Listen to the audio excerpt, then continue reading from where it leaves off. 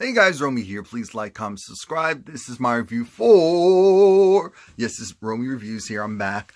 Now, Love in Hip Hop New York. Reunion Part 2, Season 8, technically Episode 18.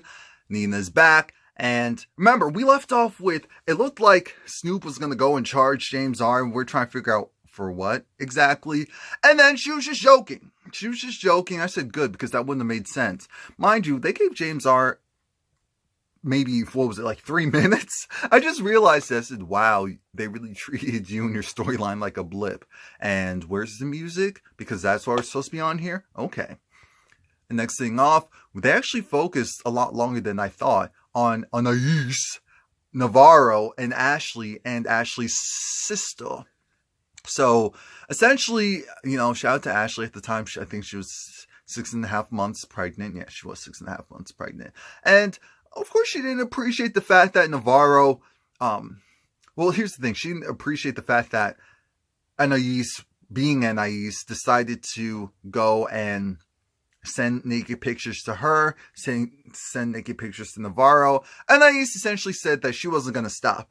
Ashley's sister, on the other hand, said, look, and Anais was calling her all types of names, was in Spanish calling her a rat. Mind you, Jonathan said, well, I know what you do, so don't try that. And so Ashley was like, yeah, but look at her. She was married and she was doing all that. Jonathan said, yeah, but look at you. You sleep with married men. Not a married man, but married men. I said, we're doing this today? Now, mind you, she didn't say no. She didn't say no. And Anais also had that same energy, like, let's not act like, even though you don't like me, let's not act like I don't know some stuff on you. So let's not do that today. Let's not do that today. And I think we're just at the point where we know that when it comes to Ruben, he accepts his wife for who she is. Nina asked Remy, would you go and allow Path, if he was to work with an artist, to send him naked pictures? I said, Nina. Remy said, are you dumb?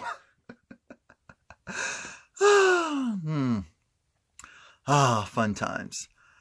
Anais made some general reference about, oh, if you have a, you know, it's about to pour, so why don't you get on the cover, get under an umbrella? Well, one thing or the other. I said, okay, that was cute, but that felt a little forced, so we're gonna move on to Safari.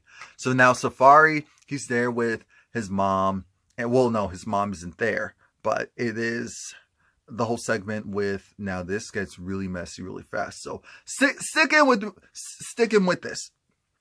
Dream Doll and Safari both agree that because of the cameras, things got out of hand. Dream Doll had issues with Mariah Lynn, so with Safari acting like, oh, so he can do whatever he wants, which he can, he's a grown man, that irked her.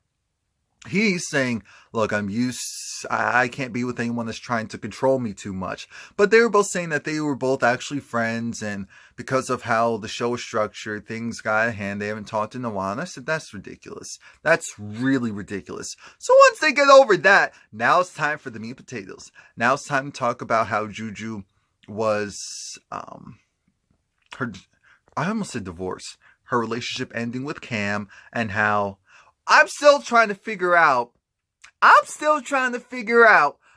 is it that Safari and Juju were wearing the same colors? Why did they come together and sing? Obviously, they're not in a relationship together, but it's just kind of one of those things up. They're playing around with us. They're doing too much. They're doing too much. See, here's the thing.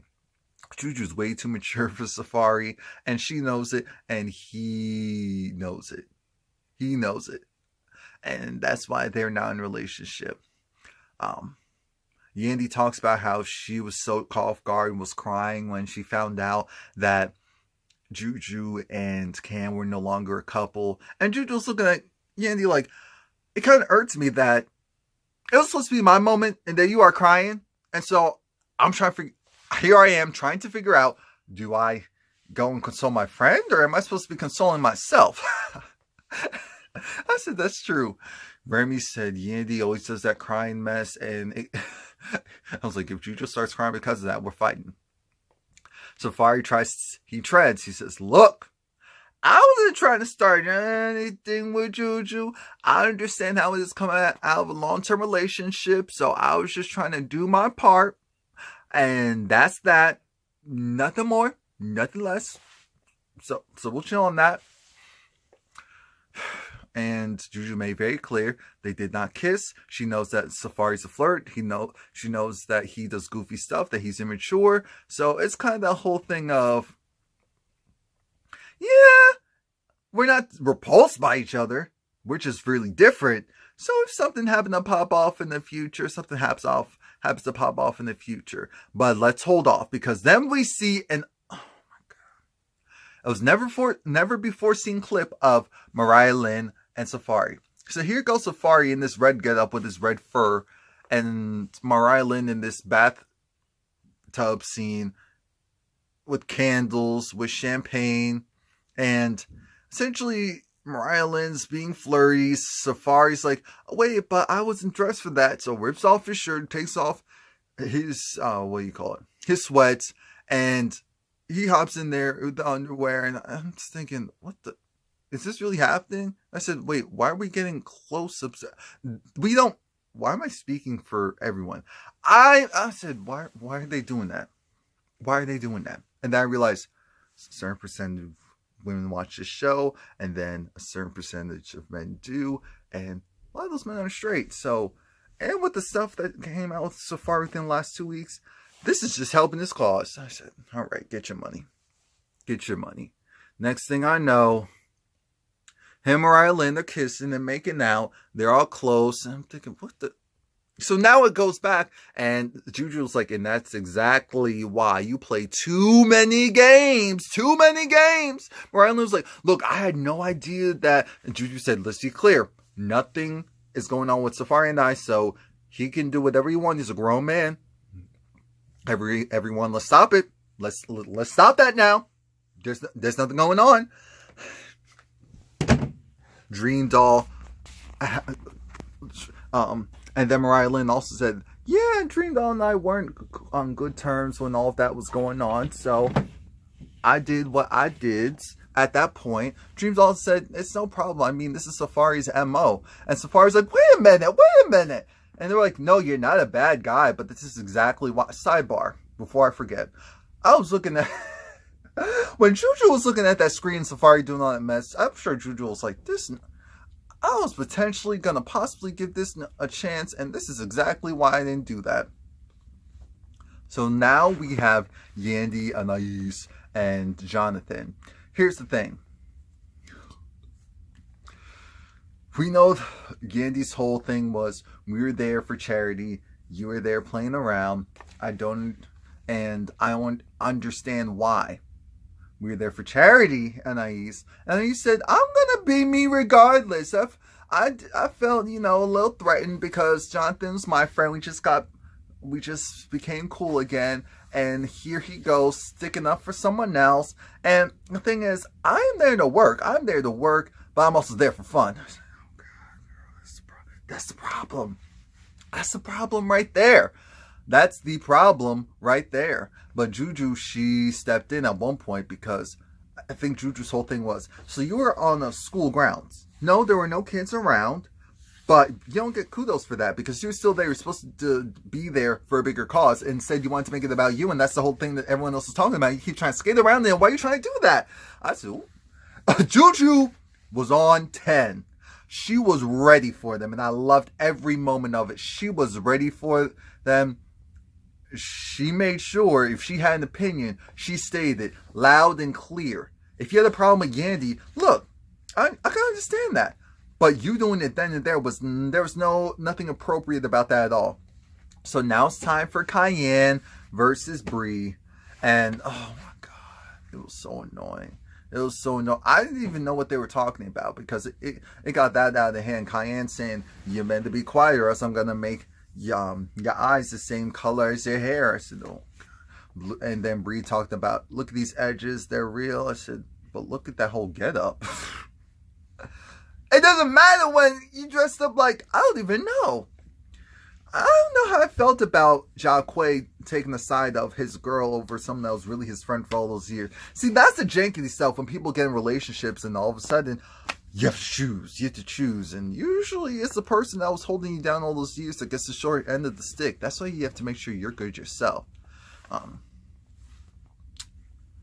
trying to figure out why Anais started to argue with Ashley's sister. It made absolutely no sense. It was this weird moment where DJ Self, he finally had an opportunity to speak, and his whole line was, "It was Safari's fault. It was Safari. He was the one when we were in the park. I was the one that said no, we need to give them their privacy, but Safari was the one that said we need to go and just watch out for him. Look at what's going on. Survey the situation." And Safari saying, "No, I was the one that said we need to give them their privacy." And I said, knowing Safari, I wouldn't be surprised if he thought about giving them their privacy and said, "Okay, this is boring. You guys are out of shape. Let's go and see what's going on over there." I mean, let's be completely honest. Let's be real. They weren't going to do all that working out mess. But thank you, Love and Hip Hop Atlanta comes back. We need some new shows. I mean, we have scripted shows, but as far as reality shows, we need some new reality shows because these ones, they're long in the tooth, way too long in the tooth. So now we finally get to the crux. The crux being Paradise. And Safari essentially said, here's the thing. When it came to putting it, well, first, they had that whole conversation with Yandy. And it's funny because Yandy, she said she wanted her credit. She just wanted her EP so she can make money off of it. And Safari said he doesn't like being controlled because he's just done with being controlled. And I said, that's fair. But here's the thing. There's still a way to do business. And this whole thing was sloppy. And I thought it was interesting again, though, how Juju said, Yandy can be controlling, so I understand. But Yandy's whole thing was, you could have came to me and just said that. So Safari said, I like confrontation, so I'll go and talk behind your back. I'll go around someone else. Safari. Oh, at least they're keeping it real. Now, things take a turn because Safari's saying, it wasn't me in charge of all of that. It was Jacquay. Jacquay was the one that was supposed to set this whole thing up, supposed to get Bree's verse, full verse. Bree said she sent it to him. Jacquay said he never received it. He got Cayenne's. Cayenne was going to be on the song regardless of if Bree was going to be on the song. So I don't know what happened there. I said, if we go and look at someone's junk folder and realize it went to there, I'm going to be over it. I'm going to be over it. So we're going to call this miscommunication and, misrepresentation handling of business affairs. That's what we're going to call this. Do we believe that? You never know with them. But hey, it is what it is. So it ends with Rich talking about how he was actually focusing on a serious subject matter this season, how important it was, and that he's better. I said, he looks better. So I'm glad. We don't want anyone falling out. We really don't. You may irk us and all of that, but we don't want anyone falling out. The last thing was essentially Jonathan saying he didn't realize how loud he was. I said, really? Really?